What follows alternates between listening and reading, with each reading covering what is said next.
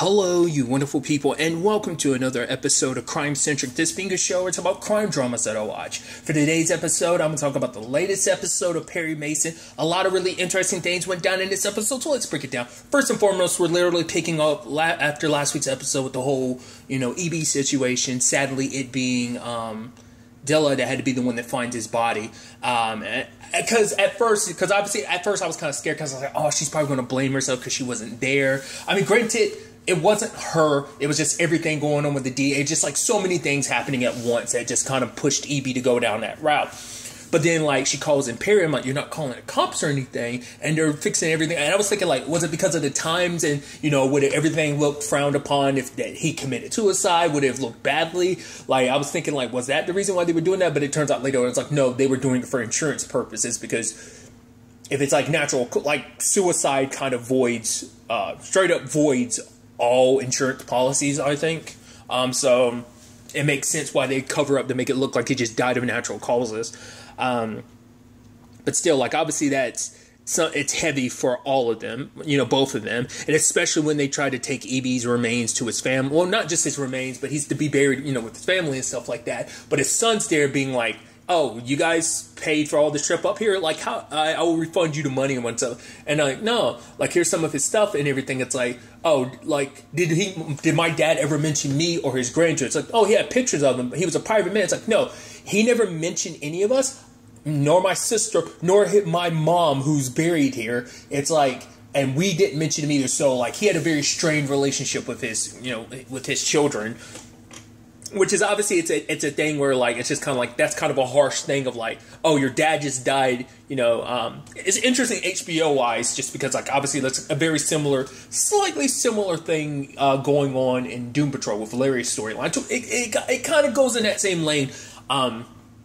It's actually interesting because when it's all said and done, like, at the end of the day, it's like, why did they'll never really 100% know why EB did what he did. And at the end of the day, it's kind of like, it doesn't matter. It's kind of all said and done.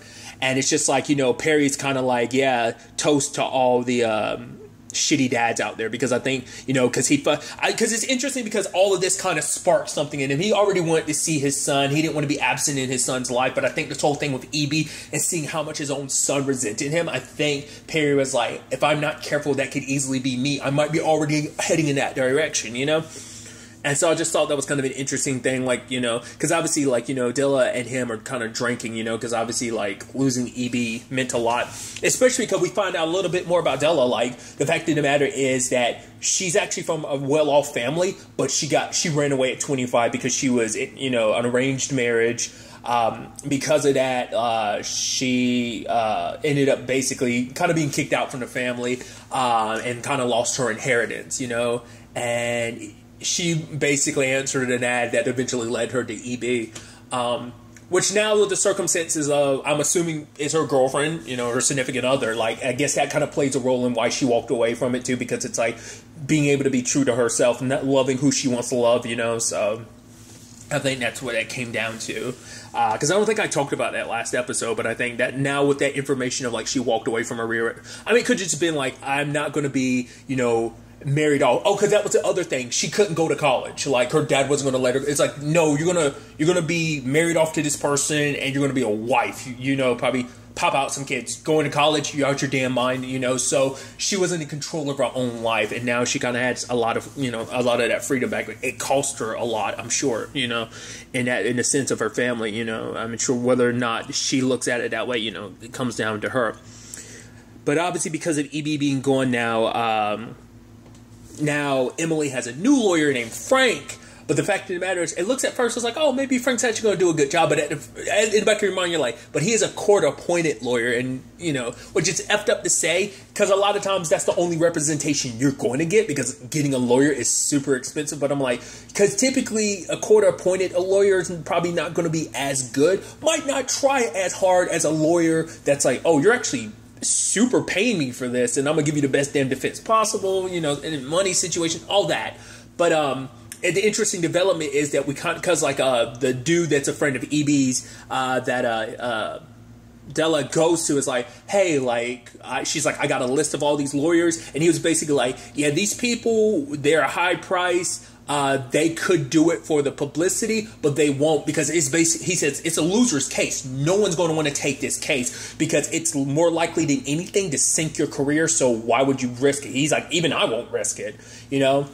But then he's even saying that like Frank being on this case and everything, it's most likely that the DA put him, kind of arranged everything. And Della is kind of listening in on the conversation he's having. He's talking directly with the DA. Like, the DA put him there to find out what EB... Because EB threw out... Last time they met, EB threw out some stuff like, oh, we got some stuff against you.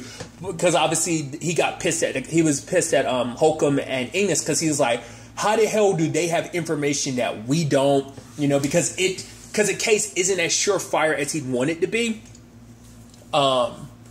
Much like EB had said, you had nothing, and so he can't take the chance that EB might have had some information that could turn the case their way, because it will humiliate him and, you know, destroy any prospects of he has of any future, like, political, you know, mayor, anything beyond that and stuff like that. You know, like, it could ruin his, you know, the spotlight could easily flip on him in a negative sense. So it's understandable why he would try to go about this way, to the point even Della is stealing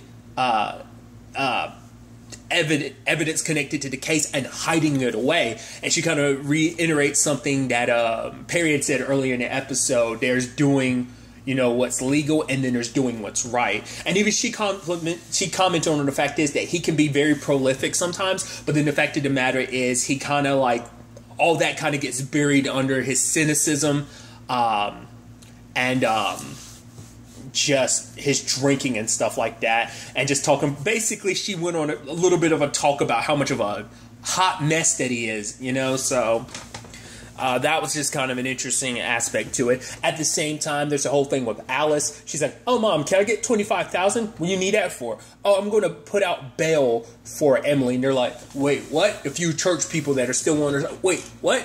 It's like, yes, she's innocent, and the fact of the matter is I want her right by my side when I do what I'm going to do. And it's just like her mom is once again like, honey, yes, there are people that love you. They're sending money. Oh, that's great, fantastic. There are also people sending letters like this who hate your guts, you know, so it's not as all full of love and belief as you believe. But for her, it's like she's so energized and everything, and she's like just shining, and she's like, oh, we're going to get this done.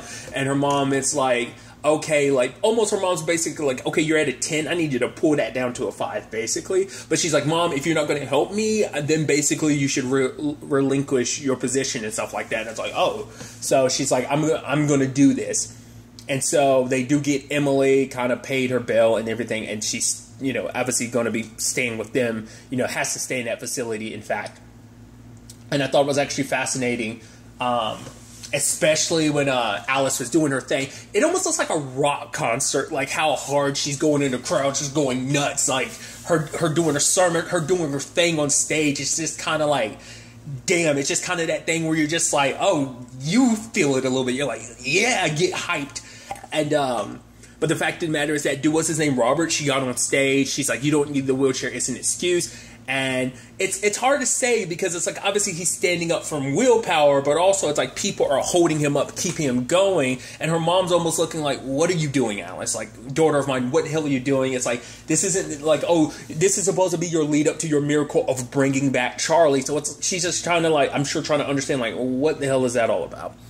So, and that she has on the outside some of the people who left the church who just don't like the way Alice is running things, and all these blasphemers. It's like, we're going to leave our sanctuary of this church and we're not stepping foot into it until basically those blasphemers are out, blah, blah, blah. So it's kind of like those, you know, representation of those who are part of the church who have backed away. I'm sure Bagger Lee kind of, you know, represents that as well, of people who are no longer on the church's side because of Alice and everything, you know. So that was kind of a fascinating, you know, aspect. Then there's a whole thing with Pete. I love him following Enos, and he gets caught. And so when it comes down to it, you know, Enos is talking to him, being like, basically saying, oh, it's all on Holcomb. He's like, now, I'm not saying Holcomb did it. Like, I'm not, he's like, yeah, I get it. Your dude is your friend, your partner, Perry, your associate, whatever. He's just doing his job. I get, he's like, me too. The fact of the matter is, it's like, I just want to work my way up. And, you know, if basically saying, like, if I have to skirt the line or whatever to get ahead, and then, yeah, like, whoever gets arrested, that's not on me. That's Holcomb doing his thing. I'm not necessarily saying there's a this fourth guy exists and that it's Holcomb, but Holcomb's kind of running the investigation himself, and I was like, okay. So that's why I'm still kind of like, I don't know whether Holcomb's dirty. We know at least Enos is directly involved, but it seemed like Holcomb and their chief or captain or whatever is in on it because they got brought into the office after like Drake was told to redo his, his statement and stuff like that. So that's why I'm like, I don't know. Because it could just be like they're covering their own asses in some other right, and it just kind of coincides with Enos. But I'm just like, it just feels like, no, they're straight up dirty too. Who knows? We won't know until really, because it definitely all leans toward Enos being like the fourth guy. Because even Pete comes back to Perry being like, oh yeah, he tried to put everything on Holcomb without really saying it, but he's trying to put everything on Holcomb. But Pete, it's like just a lot of the stuff, the way it's like, oh, he was there at the crime scene soon. The fact of the matter is, it didn't, where he was waiting, it's like that didn't fall in their jurisdiction. So like, why the hell are you here? Even though it doesn't fall in your jurisdiction, it doesn't. So it's like, okay, so it definitely appears that, it's like obviously he's trying to skew the investigation, and obviously Perry being like, I can't actually pay you. But for him, it's like being able to basically handle this on its own is kind of enough pavement for Pete. And it's like, it's interesting because like Pete's kind of, it's very personal for Pete. Because he even talks about the fact is that like because, it's Enos like, oh, you don't understand. And he's like, no, I do. Because I think Pete had talked about the fact that he used to work Vice and stuff like that. So whatever it is inside of Pete, it just being like, oh, this smug bastard thinks he's going to get away with it because he's associated with these child murders and everything. So it's like, I'm going to bring him down, so there's that aspect to it. There's also the interesting kind of subplot they've set up with Paul, Officer Drake. I'm curious about, because obviously he's at the church, and it's basically the whole thing of like, are we just going to wait around for the white man to basically tell us, oh, like, you finally get the respect, It's like, are we going to have to wait around for that? Because who knows how long that's going to happen, even if it does. So we need to kind of take action. And that leads to a conversation between, Claire, Drake, and those ladies they're talking to, because it's like, one lady was like, oh, we need to, kind of keep an open mind. But the others are like, no, like, that's just like, why fight something that's kind of a losing war? Because it's like, oh, you make all this fight, you sacrifice just to be kind of left hanging because nothing's going to, which in the grand scheme of things, I meant that in a sense of like, you're hanging on the edge, not because I realized just when I said that, I was like, oh man, that could be, sadly, that could be taken a certain way, especially given the time frame, obviously, the show is taking place in. But it's like, you could be left out to dry, essentially, And so for Claire, it's kind of like a no point in fighting. And Drake's just kind of like, yeah, I agree with my wife. But it's like, you can tell he doesn't agree with it because obviously, like, he hasn't told Claire. But let's not forget, he told Perry what was up about the investigation and everything. Obviously, he was like, don't ever let this come back to me. But, it's because he is all about doing what's right. And I think that's some commonality. And I think that, that statement goes back to what is legal and what is right, And they were at the beach having fun and everything. And obviously, like, Paul is being offered, like, this trucking job. It's like, no, we'll pay someone else to do it for us, So we got people working under us. And Paul's like, oh, so we finally have people under us. So it's almost like, it's almost a situation of we've been kind of treated at the bottom of the barrel. So now we're going to get people even further under the... it's almost like, so I think... I interpreted his conversation as like, so we're used to being loomed over by other people, so we're going to do the same thing to other people. Like, that's why he's almost like kind of like, But for him, it's like through and through, I'm a cop. But the other dude's like, but 10 years from now, you're going to be okay working that same beat, because him being a black officer in this time, it's like, there's no guarantee you're ever going to get like a higher rank and position than you are. No one's going to look at you that way. Then, like, he's there with his wife and everything. It's just like this beautiful, calm moment between them until the cops come to shut the whole beach down. And it's like, no, I'm a cop. He's like, from where? It's like, oh, where's that at? In Los Angeles. I think they're in Santa Monica or something like that. He's like, well, this is Santa Monica. This ain't Los Angeles. Basically, get the fuck off the beach. And in that moment, you could tell it infuriated him, because it's like, even in that moment, it doesn't matter if you have a damn badge. In that moment, you're a black man, and that doesn't mean shit. And, and you can see how frustrated he is, because Claire's just trying to change the subject later that night. But it's like, he's like, you're just going to pretend like that didn't happen. She's like, I don't want to make you angrier than you already are. Because for him, it's like,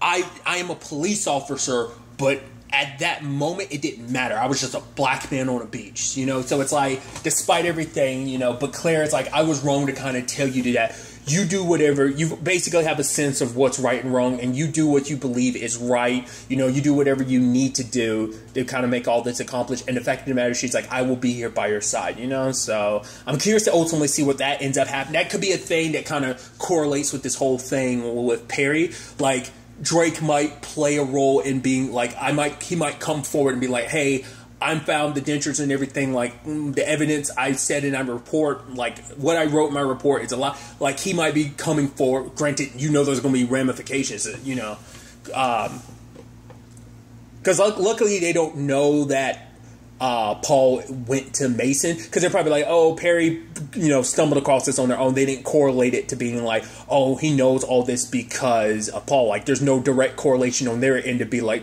go from A to B in that regard. But if they ever get a direct correlation, that's going to end badly for Paul and Claire, I'm sure. So, but that was just kind of an interesting angle in that, right? But the moment Perry found out about what Frank was up to, it pissed him off, because it's like, not only are you in EB's office, EB was a good man, and here you are doing this blasphemous shit in his office and stuff like that, you know, because for him it's this almost thing of like, you raise your son to be like, oh, like, to kind of basically kind of like do the right thing. But I think for Perry it was a thing of like, you tell your child this in life, you do this, you do that, and life will be kind of good. But it's like, what's the damn point when literally the cards are stacked against you? Because it's like, no matter what you do, there's always going to be someone of a powerful position to basically say, fuck you, we're going to do things my way, type of situation. Especially for Perry, because like, obviously he went to visit his son earlier.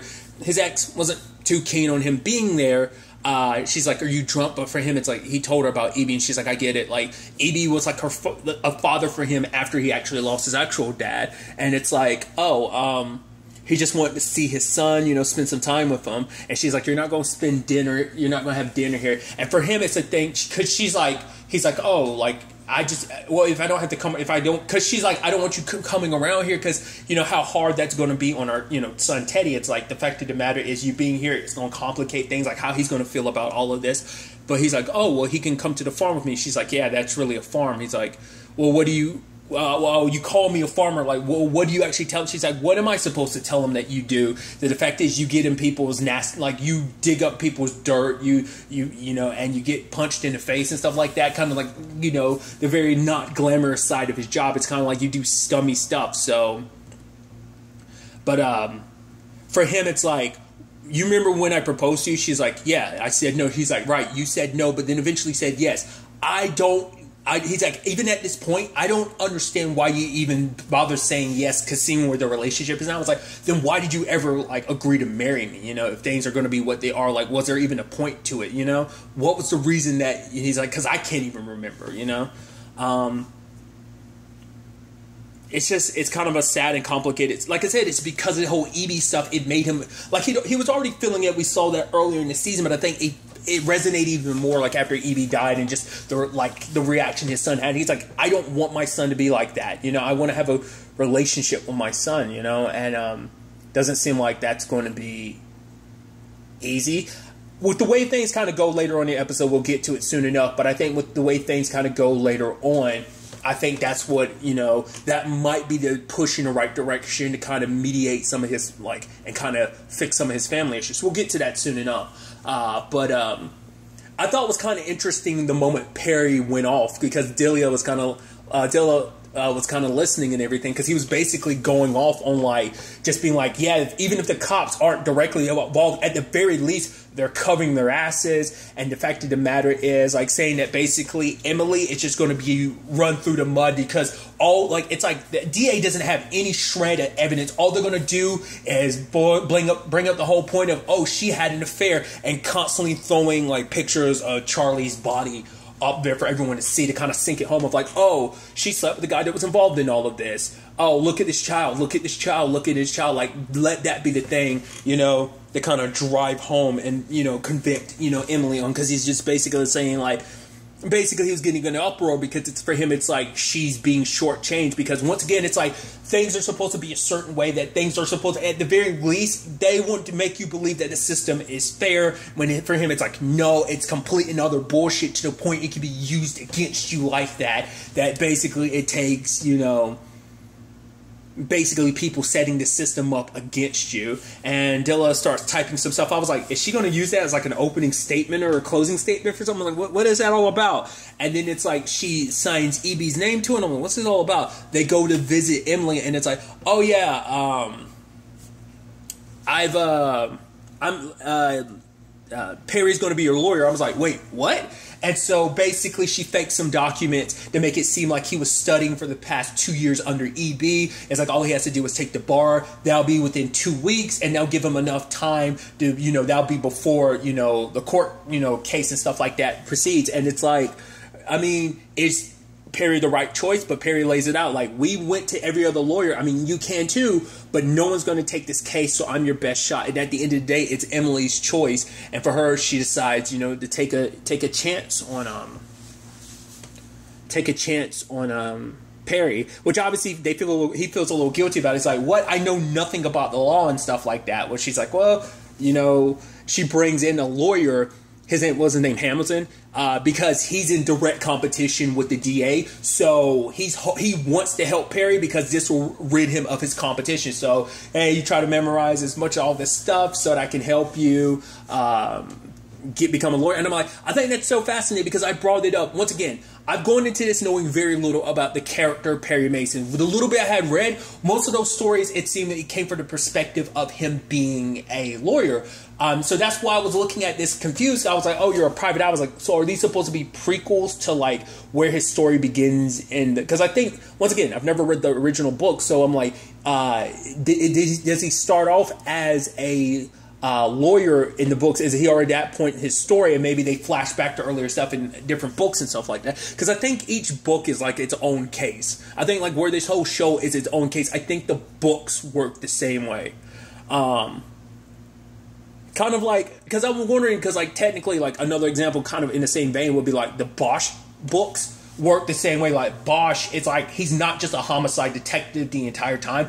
His position changes because he's different things. He's retired at some points. He's other positions over the course of the book. So I was wondering, like, is that kind of a similar vein of Perry? Is it something specific they're doing? I'll probably do a little more research when the show is done. Just, I don't think there's going to be any worries of spoilers, but I'd still rather just wait till then. But I'm curious to find out, like, you know, is this something that's been tackled in the previous stories, the books, you know, or is this something that's specific to this iteration, this adaptation of the story, you know? Regardless, I think that's going to be some interesting stuff. I mean, yeah, they might have like fudged some stuff, and it's so interesting to see like, oh, like Perry's in this position, he's going to basically have to shape up. But like I said, like him being in a more prestigious role like this might put him on a right track of being like putting him in a, because he already has the mindset there of kind of doing what he believes. He wants the truth to come out, you know, which puts him in a different lane than I think a lot of lawyers and, you know, prosecutors in this time. So for him, it's like, I think that's going to be the thing that kind of shifts not only him, but a lot of his life, and maybe kind of presents an opportunity for, like I said, his son to be in his life, because it's like, oh, he's in a prestigious job position, stuff like that, you know? So, some other things I want to talk about too is like the whole Alice situation, because Emily goes to his grave, because obviously the whole, you know, thing, the miracle at the church and everything, Emily's a believer, and she's like, so am I going to have to dig up Charlie for you to bring him back? And Alice doesn't, she kind of says no, and it almost looks like this look of almost like, you know, this is going to end badly. Like, I don't know what that's going to look like when it ends badly, but part of me wonders, when this is all said and done, is this show going to have a happy ending? Because this could easily be one of those things where it's like, things get resolved, but there's no happy ending. Like, you know, I kind of get that inkling, I get that feeling, but we'll kind of have to see. If I'm not mistaken, there, just from what I've seen some places online, I think there's only 8 episodes, so there's only 3 left this season, so I'm curious to see kind of how everything ultimately ends up playing out, you know, especially taking us going forward into the next episode. But really, that's all I want to talk about. So the next time we meet, be happy, be safe, live life to the fullest, and enjoy it. Good day, and goodbye.